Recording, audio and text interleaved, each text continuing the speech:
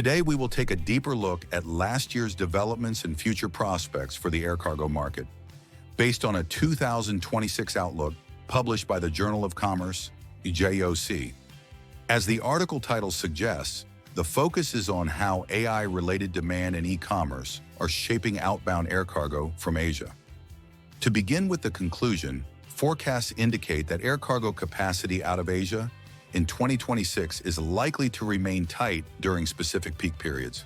There are two main drivers behind this trend: the rapid growth in demand for AI-related components and the continued expansion of cross-border e-commerce. Global construction of large-scale AI data centers is accelerating, and with it, demand for semiconductors and high-tech equipment is expected to rise further. These products are high in value and require fast delivery, making air freight the natural mode of transport.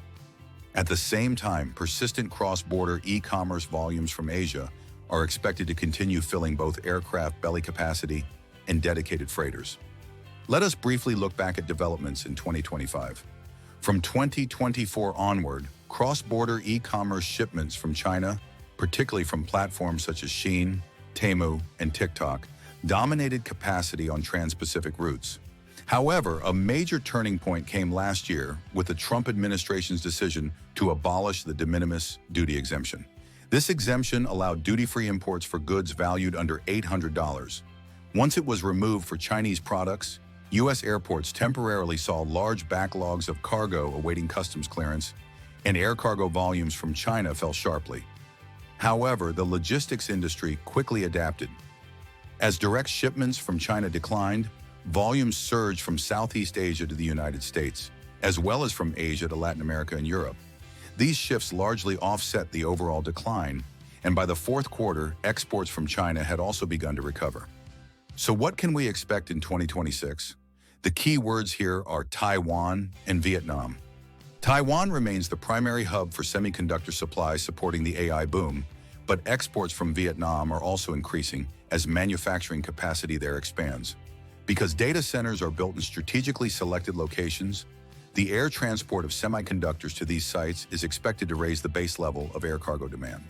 When combined with existing e-commerce volumes, major outbound trade lanes from Asia are likely to remain close to full capacity. In addition to the article's analysis, it is worth adding another perspective.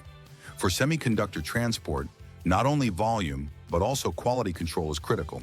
GPUs used in AI servers are extremely delicate and highly valuable. As a result, demand for specialized containers with temperature control and shock monitoring, as well as high-security transport services, is expected to grow faster than for general cargo. For logistics providers, 2026 will be a year in which the ability to offer such high value-added services becomes increasingly important, beyond simply securing space. Finally, let us touch on the longer-term supply-demand balance. The article points to a future inflection point where the market could eventually move into oversupply. This reflects the recovery of passenger aircraft belly capacity and the continued introduction of new freighters into the market. Over the longer term, supply may exceed demand, putting downward pressure on freight rates. Airlines may therefore prioritize profitability by favoring flexible, short-term contracts over long-term fixed-rate agreements. Competition among forwarders is also expected to intensify.